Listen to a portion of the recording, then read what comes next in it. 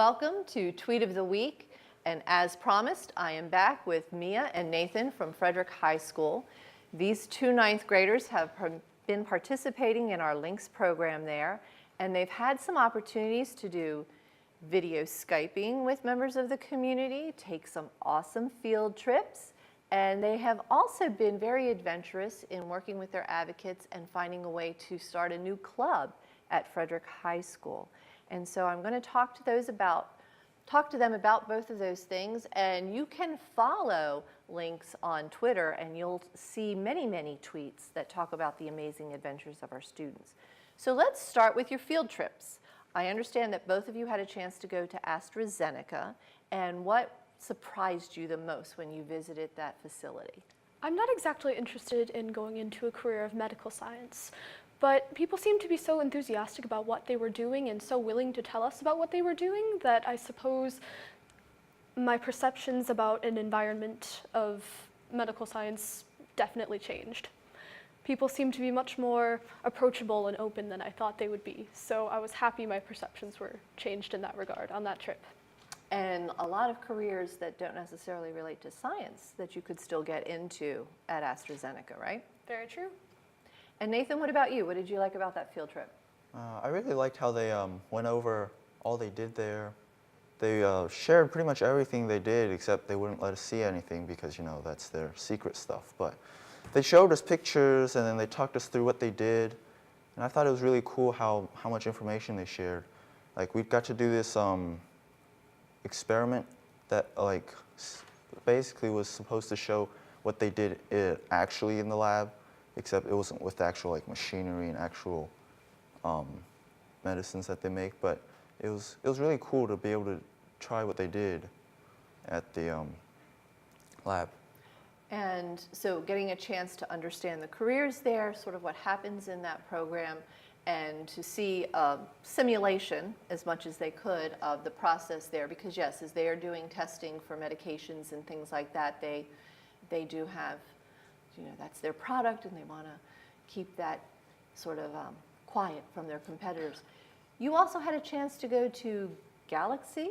Yes. And tell us a little bit about that field trip. So Galaxy, honestly, I didn't even know this company existed before this field trip.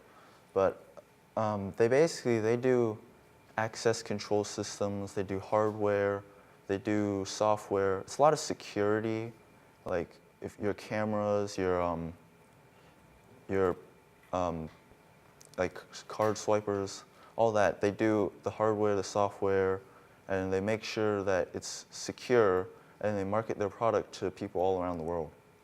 And Nathan, you said something that is a big reason why we have wanted to have these partnerships with businesses in our community. A lot of our students have ideas about what they might want to do or things that they think they're interested in, but sometimes you don't even know about possibilities that exist within our own community, or you find out that, well, I'm not sure this was what I wanted, but now I'm interested, or I thought this was what I wanted, but I'm not really sure that's what I was thinking it would be. So great opportunities for you early in your high school career to help you maybe with making some decisions later on about areas that you want to explore. The other thing with our LYNX program is that advocacy and working closely with an advocate.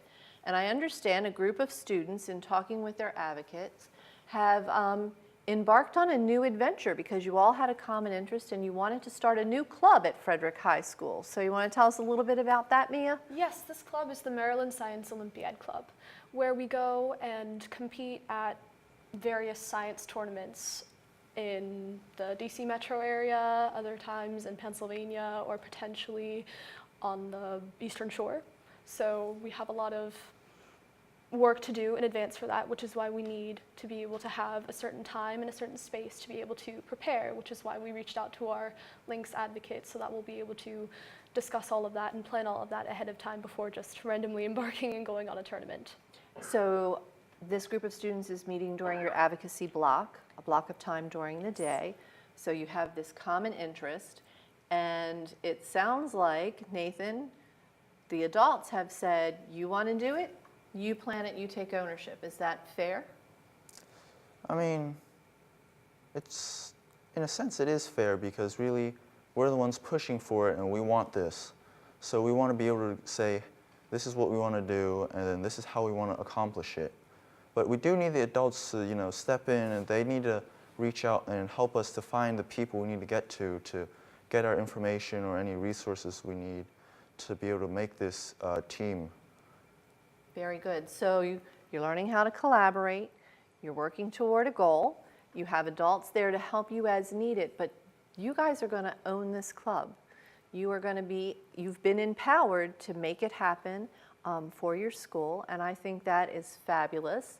And I can't wait to hear how it progresses over this year, and if you're able to get up and running next year, and then how you do when you get to the competitions. So thank you both for being here and representing your school and representing LYNX so beautifully.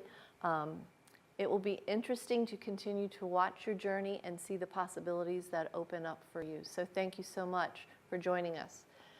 Possibilities for our students, wanting to give them that opportunity to grow into the amazing young adults that we know they can be. So thank you again.